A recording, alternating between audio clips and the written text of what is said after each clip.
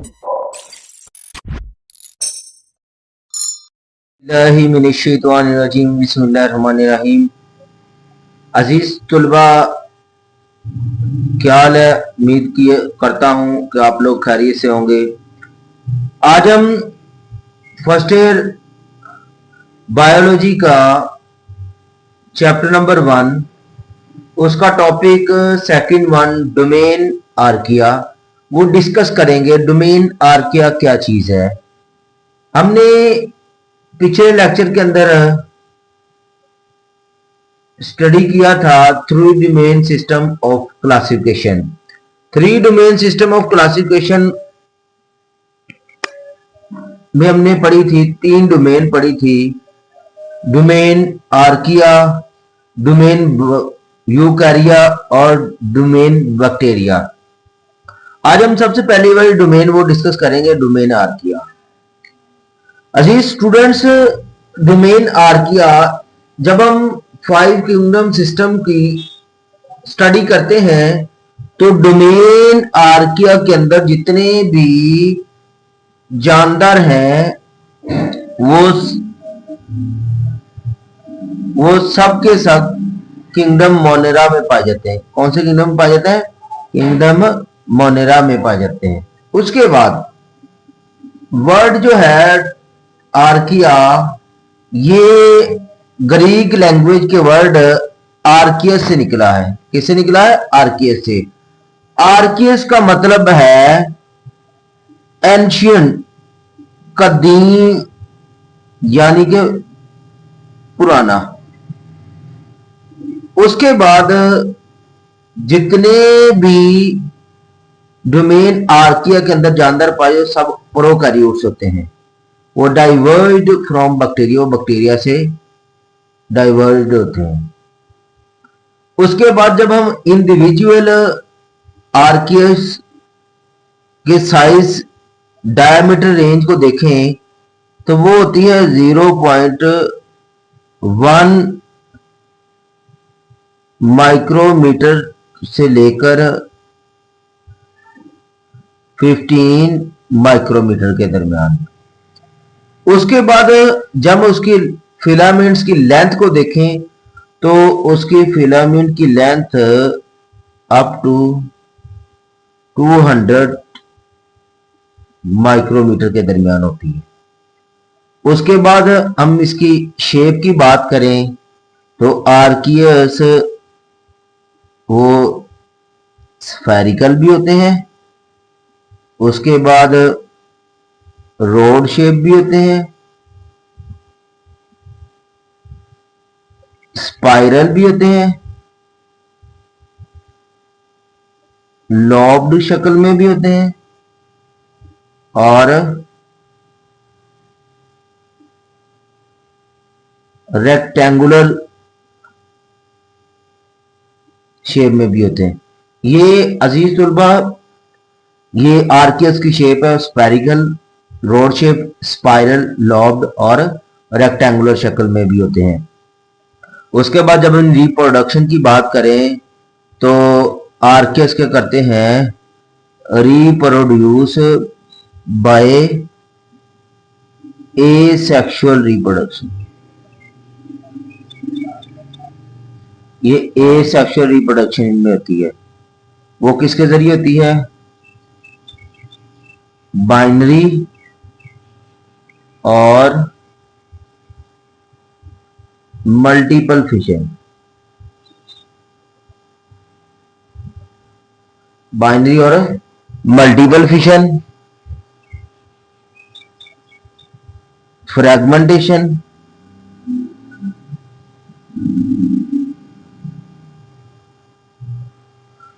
और बडिंग।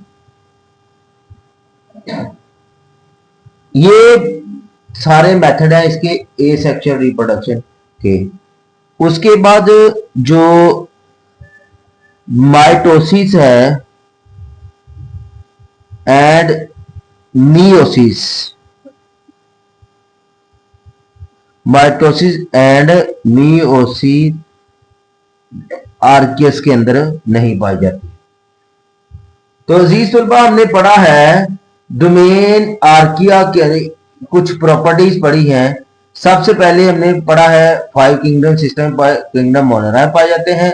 उसके बाद हमने वर्ड आर्कियस का मीनिंग पढ़ा है, एंशियंट है। उसके बाद ये सारे प्रोकैरियोट्स होते हैं और हमने देखा इनके जो डायमीटर की रेंज देखी 0.1 माइक्रोमीटर से लेकर 15 माइक्रोमीटर के दरमियान है और इसकी लेंथ अप टू 200 माइक्रोमीटर है। When we discuss about its shape, its spherical, rod shaped, spiral, lobed and rectangular, and he produced reproduction by asexual method, binary or multiple fission, fragmentation or budding, and mitosis and meiosis do not occur in archaeus. archaeus के अंदर mitosis और meiosis नहीं पाई जाती। उसके बाद students हमारे पास एक question है कि archaeas, how archaeas are unique. Archaeas जो होता है ये इतने यूनिक क्यों होते हैं, इसकी रीजन क्या है। अब ये हम डिस्कस करेंगे आर्कियस के यूनिक होने की रीजन कि आर्कियस इतने ज्यादा यूनिक क्यों है। तो ये हम वन बाय वन इनके पॉइंट्स को डिस्कस करेंगे। सबसे पहला इसका जो रीजन है आर्कियस जो है वो यूनिक है, इसकी रीजन है सेल मेम्ब्रेन। क्या है? Cell membrane. सेल मेम्ब्रेन को देखेंगे आर्कियस के अंदर सेल मेम्ब्रेन के कौन सी खासियत ऐसी है कि दूसरे जो बैक्टीरिया है और यूकैरिया उनसे मुख्तलिफ है। जो आर्कियस की है सेल मेम्ब्रेन होती है वो लिपिड से मिलकर बनती है। किससे मिलकर बनती है? लिपिड्स। और लिपिड के दौरान तो बनी, उसके दौरान क्या है? Ether linkage.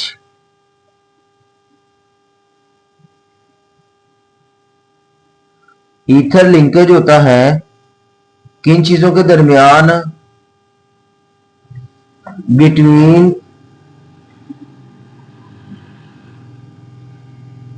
Glycerol and fatty acid chain. F for fatty, A for acid, chain, fatty acid chain. जो सेल मेम्ब्रेन है आर्कियस की वो लिपिड से मिलकर बनती है, उसके दरमियान ईथर लिंकेज होता है किन चीजों के दौरान? ग्लिसरॉल और फैटी एसिड के दरमियान ईथर लिंकेज होता है। अब हम देखते हैं कि ये देखें, हम डायग्राम देखते हैं ये आर्कियस की। तो डायग्राम के अंदर देखें ये इनके दरमियान ईथर लिंकेज है, ये ऑक्सीजन के साथ बॉन्ड, कार्बन और ऑक्सीजन, ये ईथर लिंकेज है।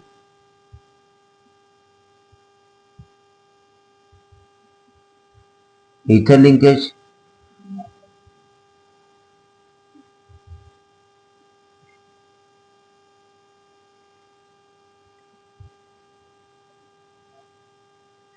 उसके बाद इसकी जो फैटी एसिड चेन है वो ब्रांच्ड होती है।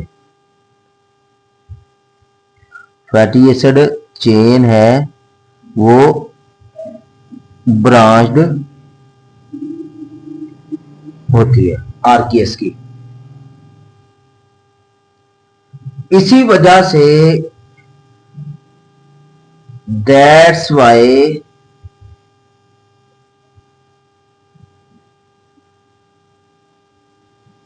आर्कियस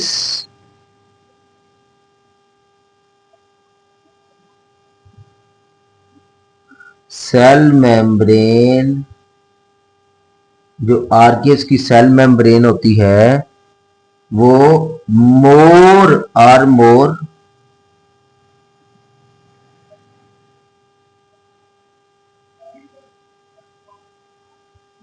रेजिस्टेंस टू एक्सट्रीम,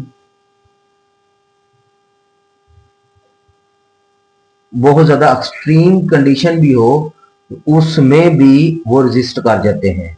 तो ये देखा हमने स्टूडेंट, इसकी सेल मेम्ब्रेन के दरमियान जो है ईथर लिंकेज मौजूद होता है, ब्रांच्ड होती चेन इसकी आपस में, ये ब्रांच्ड चेन के ये बॉन्ड बने हैं।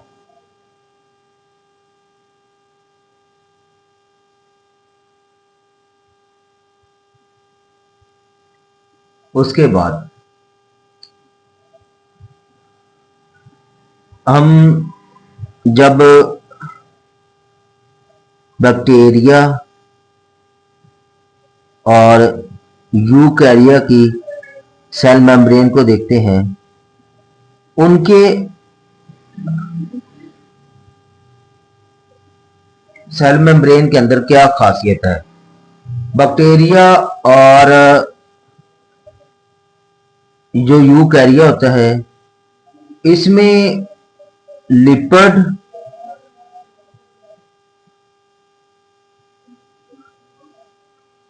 मेम्ब्रेन होती, सेल मेम्ब्रेन, और फैटी एसिड अटैच होते हैं किसके साथ,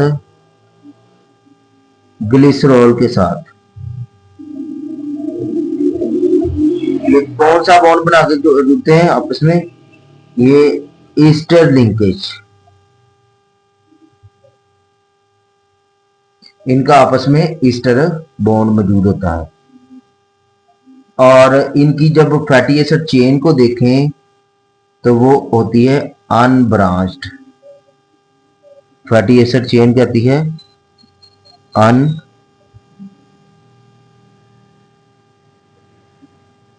होती है फैटी एसिड चेन। तो ये स्टूडेंट्स हमने देखा कि जो है आर्किया और बैक्टीरिया यूकैरिया की सेल मेम्ब्रेन के अंदर मेजर दो ही डिफरेंस है। पहला क्या है कि इसकी जो ग्लिसरॉल और फैटी एसिड चेन उसके तरह ईथर लिंकेज होता है, और बैक्टीरिया यूकैरिया में ईस्टर लिंकेज होता है। उसके बाद इनकी जो चेन होती है, फैटी एसिड चेन होती है, वो होती है ब्रांच होती है, और जो बैक्टीरिया यूकैरिया की जो फैटी एसिड चेन होती है वो अनब्रांच्ड होती है।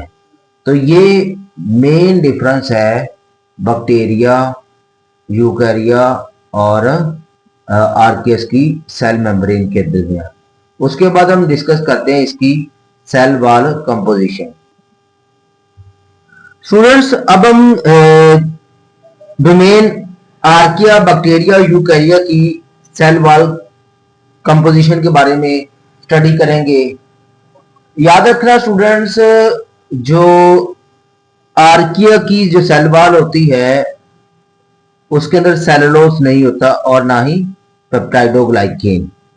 उनकी सेल वॉल किस चीज से मिलकर बनती है, वो है contain polysaccharides and protein. Polysaccharide और प्रोटीन होती है। कुछ आर्कियस में सूडो पेप्टाइडोग्लाइकेन होता है। ये 3 पॉइंट है सिर्फ। सेलुलोज पेप्टाइडोग्लाइकेन नहीं होती, पॉलीसैकेराइड और प्रोटीन होती है, और कुछ में सूडो पेप्टाइडोग्लाइकेन होता है। उसके बाद बैक्टीरियल सेल वॉल है, बैक्टीरियल डोमेन, उसकी सेल वॉल देखते हैं। उनकी सेल वॉल पेप्टाइडोग्लाइकेन की, और पॉलीमर होता है कंसिस्टिंग ऑफ शुगर और अमाइनो एसिड से मिलकर बना था। इसका फंक्शन क्या होता है, प्रोवाइड स्ट्रक्चरल सपोर्ट।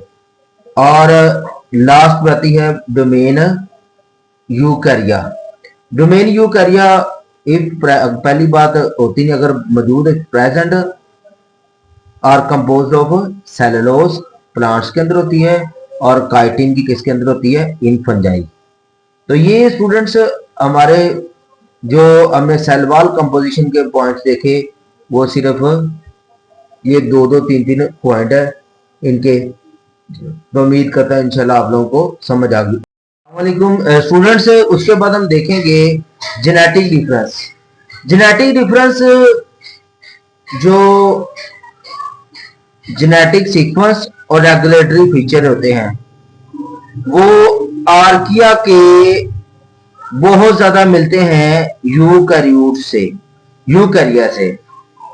जब हम इनकी एवोल्यूशनरी रिलेशनशिप को देखते हैं ना, वो हाईलाइट करती है कि आर्किया और यूकैरिया बहुत एक दूसरे के क्लोज हैं, उनकी बहुत ज्यादा आपस में फीचर्स मिलते हैं। उसके बाद है नेक्स्ट है मेटाबॉलिज्म, डोमेन आर्किया की मेटाबॉलिज्म।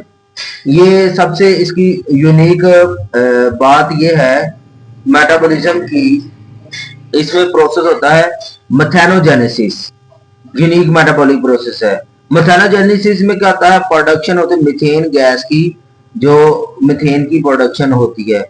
तो मीथेन की प्रोडक्शन हुई जो कि बैक्टीरियल और यूकैरिया के अंदर ये प्रोसेस फाउंड नहीं होता। तो ये भी इसका डिफरेंस है यूकैरिया का, आर्किया का, यूकैरिया और बैक्टीरिया से। उसके बाद सेकंड है bacteria metabolic pathways. Bacteria metabolic pathways कौन से थे, फोटोसिंथेसिस, नाइट्रोजन फिक्सेशन और फर्मेंटेशन वगैरह।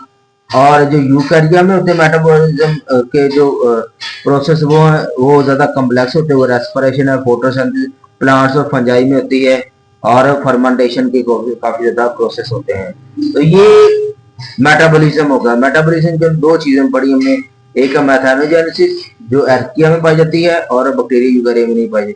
उसके बाद इनके मेटाबॉलिक पाथवेज डिफरेंस है, बैक्टीरिया में फोटोसिंथेसिस, नाइट्रोजन फिक्सेशन और फर्मेंटेशन, और यूकैरिया में रेस्पिरेशन, फोटोसिंथेसिस और फर्मेंटेशन पाई जाती। और हमारा जो लास्ट वाला पॉइंट है वो ये है कि major groups of archaea. Archaea के अंदर मेजर ग्रुप्स कौन कौन से होते हैं, 4 मेजर ग्रुप्स होते हैं। सबसे पहला ग्रुप क्या है, ये methanogens produce methane as a metabolic product. ये क्या करते हैं, मीथेन को प्रोड्यूस करते हैं एक मेटाबॉलिक प्रोडक्ट के तौर पर। Second one हेलोबैक्टीरिया। हेलोबैक्टीरिया कहते हैं live in extremely saline environment, बहुत ज्यादा नमकियात वाले इन्वायरमेंट में एग्जिस्ट करते हैं। उसके बाद आते हैं थर्मोकोकाई। थर्मो का मतलब, इसका मतलब ये है, क्या है, हीट है, heat found in hot environment, इसलिए गर्म इन्वायरमेंट में पाए जाते हैं। हो गया थ्यूमा आर्कियोटा। थ्यूमा आर्कियोटा इन्वॉल्व इन नाइट्रोजन साइकिल, ये कहते हैं नाइट्रोजन साइकिल में इन्वॉल्व होते हैं। और बॉक्स के अंदर ही बात लिखी है कि ये जो मेथेनोजीन्स है इसका metabolism in human intestinal gas largely result of metabolism methanogens. ये मेथेनोजीन्स का जो मेटाबॉलिज्म होता है ना, उसकी वजह से इंटेस्टाइनल गैस प्रोड्यूस होती है ह्यूमंस के अंदर। तो स्टूडेंट्स, हमारा जो टॉपिक है ये आर्किया की डोमेन है वो कंप्लीट हुआ। तो ये इंशाल्लाह मैं आप लोगों को मजीद बातें आप लोगों को डायग्राम के जरिए बताता हूँ। डायग्राम में इनका फर्क है, मेथेनोजीन्स, एलोबैक्टीरिया, थर्मो कोकाई, उसके बाद ट्यूमर आर्कियोटा। तो ये डिफरेंस है इनका। तो स्टूडेंट्स, हमारा लेक्चर मुकम्मल हुआ। तो इंशाल्लाह उम्मीद करता हूँ कि आप लोगों को हमारा ये लेक्चर अच्छा लगा होगा, और अपने दोस्तों के साथ भी शेयर करें। Thank you so much. अल्लाह हाफिज। मिलते हैं इंशाल्लाह हम नेक्स्ट डोमेन बैक्टीरिया के अंदर। वो सब इंशाल्लाह हम वो डिस्कस करेंगे, डोमेन बैक्टीरिया की जो प्रॉपर्टीज है। अल्लाह हाफिज, याद रखिएगा।